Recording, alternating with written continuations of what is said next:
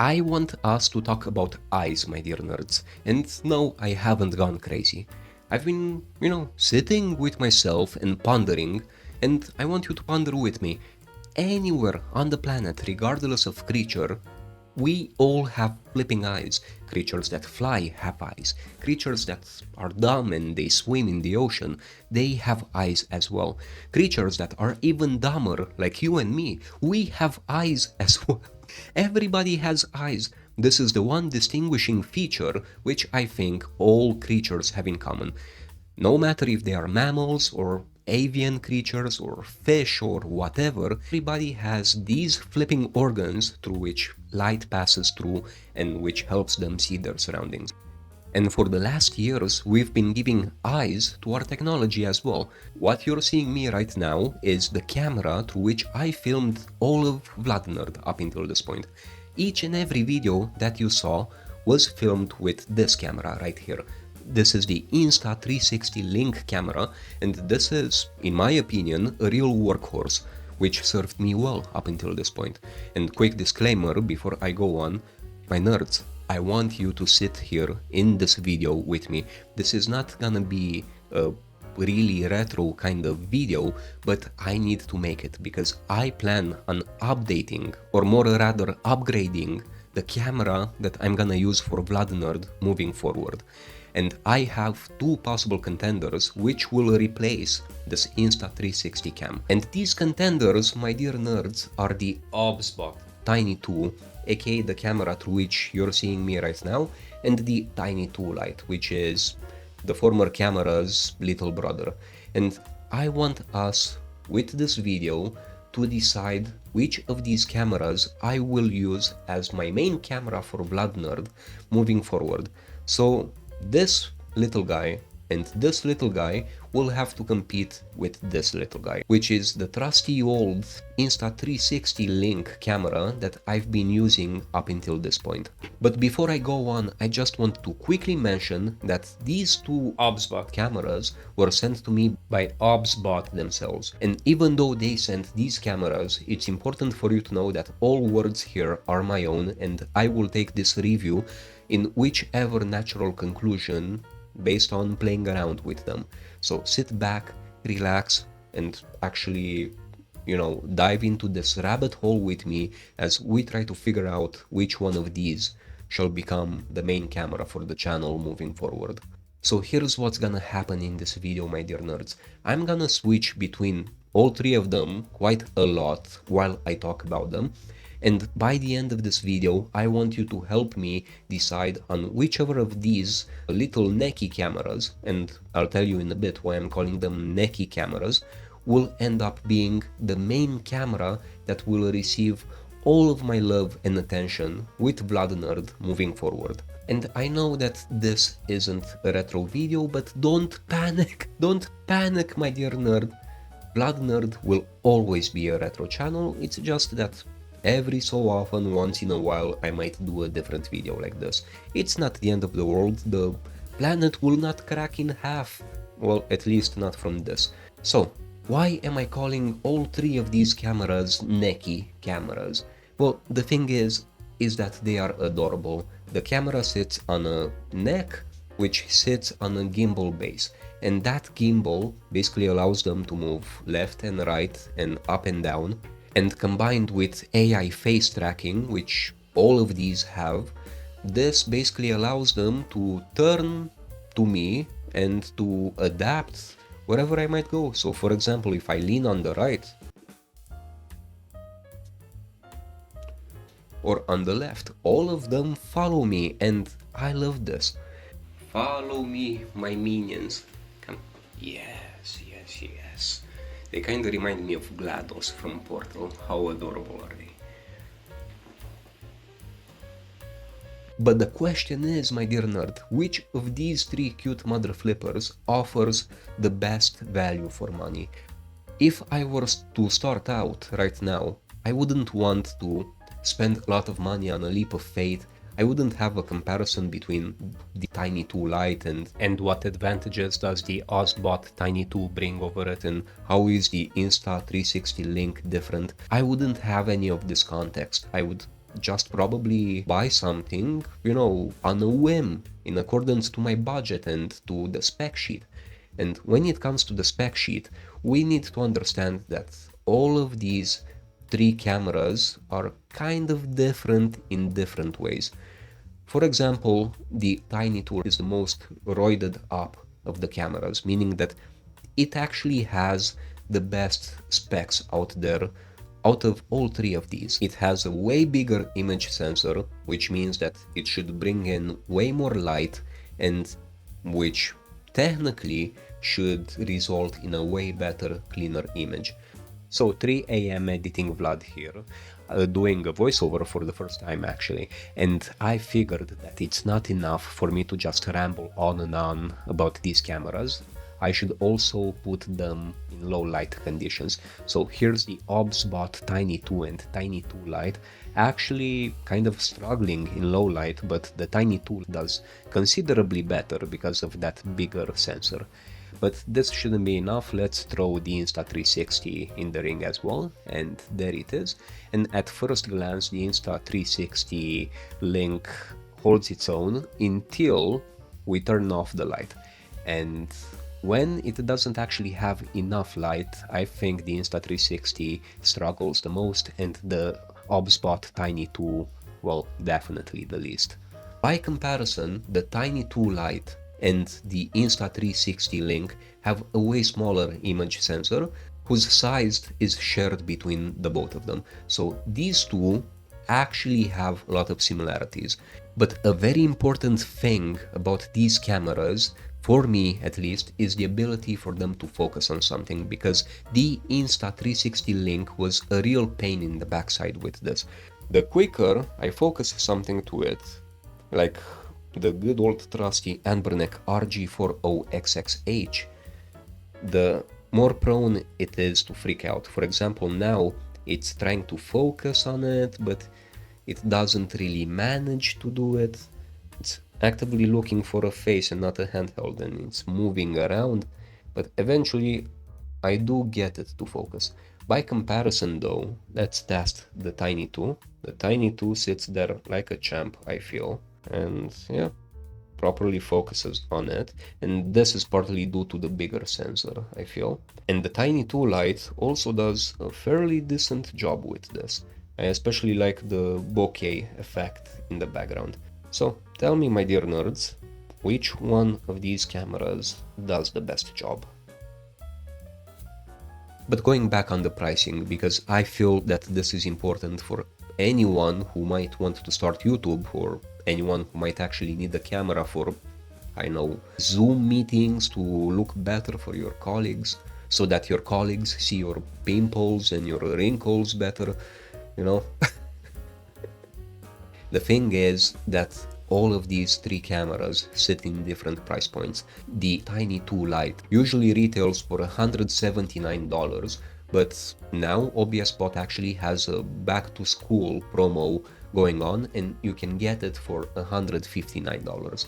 The next one in line in terms of price is the Insta360 link, which usually retails for $300, but they also have a promo because competition. This is the best competition to have when two companies fight each other like this. I freaking love this, my dear nerds. While the Tiny 2 is down from $329 to $299 respectively. So whenever we look at these cameras, we need to also factor in the price, because the Tiny 2 currently is almost twice as expensive as the Tiny 2 Lite, and we need to think, does it actually offer 2 times the value? And same for the Insta360 link, is it better to warrant the price difference from it to the Tiny 2 Lite? You see, I'm a real cheapskate, my dear nerds, and if I were to start doing YouTube videos again, I would most definitely buy the most budget option, which is the OBSBOT Tiny 2 Lite. I know, by having them in my face right now, I know that this brings the most value, at least to me. At first glance, it's the best camera to have, because what OBSBOT stripped to bring the price down so low is the stuff that I would never use anyway. You see, technically, the Tiny 2 has quite a few extra features compared to its lighter variant. Things like voice commands. You can invoke it to wake up and go to sleep, for example, via voice commands, but I always found that silly, and I'm gonna tell you why. You see, a camera works as intended when a piece of software requires it. So if you open OBS or Zoom or Skype or whatever the cool kids are using these days, in that second, the app itself wakes up the camera and closes the camera once you're done. You don't need voice commands. For what? Because by design, the camera will always know when it needs to be used, and it will always know when you're done with it. So to my primordial brain, voice commands are more or less obsolete in this context, and I am so glad that the Tiny 2 Lite doesn't have them, because if OBSBOT managed to lower the price by eliminating them, then that's awesome. I fully encourage this. And quite frankly, the sensor on the Tiny 2 Lite, while smaller than the one on the Tiny 2, I still think it holds its own beautifully. I mean, just look at this image. I am actually a bit brighter than I am here, and I am way brighter than I am on the Insta360 link, but I think this has to do with the default settings. Considering that the Insta360 link and the Tiny 2 Lite share the same image sensor, I think you can tune the settings a bit so you end up with a similar image to both. Not identical image, but similar image nonetheless. The Insta360 link, however, has one big advantage over both the more expensive Tiny 2 and the way cheaper Tiny 2 Lite, meaning that it has a 3-axis gimbal. Remember when I called them Necky cameras, my dear nerds? Well, the thing with the Insta360 link is that it can not only move just left and right and up and down, it can also twist its neck. Well, it can also twist its head to the side, similar to the Grudge movies. If you saw the Grudge movies, for some reason that comparison came to my mind. But this is very useful when you want to film portrait videos for things like TikTok or YouTube Shorts. But you need to also remember that you can also film portrait with the Tiny 2 and Tiny 2 Lite. It's just that you have to get one of those tripods where you mount it on the side as opposed to up, and then it will naturally film portrait. But the Insta360 link is good for the people who just want to dynamically switch between landscape and portrait, and they don't want to, tinker with the webcam and reposition it for each and every time they want to use one or the other. For me, this is not a deal breaker because I never use portrait.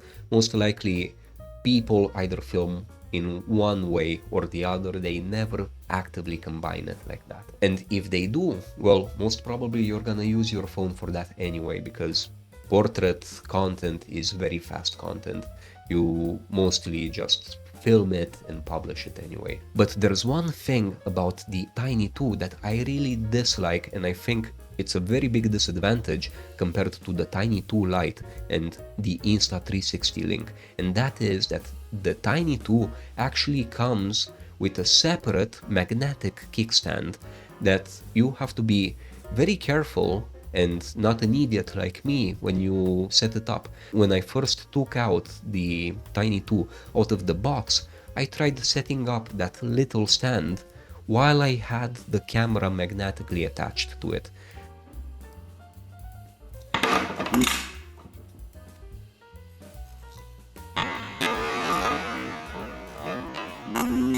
Looking back on this, it was a very, very idiotic thing to do from my end. I truly think that these products should be, for a lack of a better word, idiot-proof. As in, there's a lot of people like me out there which might mess this up. Is this not painful? Thankfully, the camera itself is built like a tank and it handled it like a pro. There's no damage to it whatsoever, there's not even a scuff to it. But in that moment, let me tell you, my dear nerd, my heart stopped. I was like, oh flipping heck, I broke it right out of the box. That's the worst feeling that a person can have, thinking that you break something right out of the box. It's like buying a brand new iPhone and opening the box on the street and it falling on its face right on the concrete. In that moment you question yourself, you know? So I appreciate incorporated kickstands. Both Tiny 2 Lite and the Insta360 Link has these kickstands incorporated in the webcam itself, so it's impossible to mess it up like I did. So by now I think I switched between them quite a few times, my dear nerds. In case you're still around in this non-retro video, I will actually need your help here. I will want you to tell me in the comment section which one of these do you prefer. I left all of them at the default settings, and I will base my decision according to the voice of my nerds. If you like this, or this, or this, one of these will be the camera that I use moving forward with the channel. Oh, and before I actually jump into other things, I just want to quickly say that there's also other similarities between all three of them. They all have dual microphones, for example, and they all have background noise cancellation, which is awesome, but I would actually advise, if you were to get one of these cameras, to get even a cheap microphone like the one that I'm using, because the mics of these cameras will by default be pretty far away, because you will have the camera itself pretty far away from your otherwise gorgeous face. I assume it's gorgeous, I know. Maybe you're ugly, you know, maybe you're ugly. I can't guarantee that you're beautiful. Where am I going with this? So if you actually buy one of these cameras, or any camera for that matter, I would make room in the budget for a cheap $50 microphone as well. This is the Fifine A1, you can find it on AliExpress, and I'm convinced you can find it on Amazon as well. So when it comes to the onboard microphones, I'm not even gonna bother with them, because I would advise you don't use them in the first place, no matter the camera that you choose. But don't get me wrong, it's important for you to know that you can totally survive off of these incorporated dual microphones. They are actually pretty decent. So, in case you stuck around, my dear nerd, I am very grateful for this. Make your voice heard in the comment section. Which one of these do you prefer? And don't worry, the channel will always be a retro channel. It's just that sometimes, very rarely, I might do a different video like this. No, sometimes it's nice to do something different, but I will always stick very loyal to the niche that we all love, which is retro stuff. So don't panic if every now and then, very rarely, I might do a different video, my dear nerds. I am not tired of the retro emulation scene. I love it to bits. It's just that sometimes maybe making a new video about something different might be fun. I won't do it too often, but yeah, just a thing to know, so you have a bit of context for the future, my dear nerd. Anyway, this is all from me. If you loved this video, let me know. If you hated this video, let me know. And if you want to support me more directly, you can also become a channel member or a Patreon. And it doesn't matter which one of these you choose, you will end up on my wall of fame anyway, along with all of these awesome nerds right here. So, my dear nerds, if you have a preference with these three cameras, also let me know. Basically what I'm saying is flood me with feedback. Give me as much feedback as humanly possible. But anyway, this is all from me this time, my dear nerds. I will see you in the next video. And don't forget that I love you very much. This has never changed, and it will not change, my dear nerds. Till the next video, I bid you farewell, and I will miss you.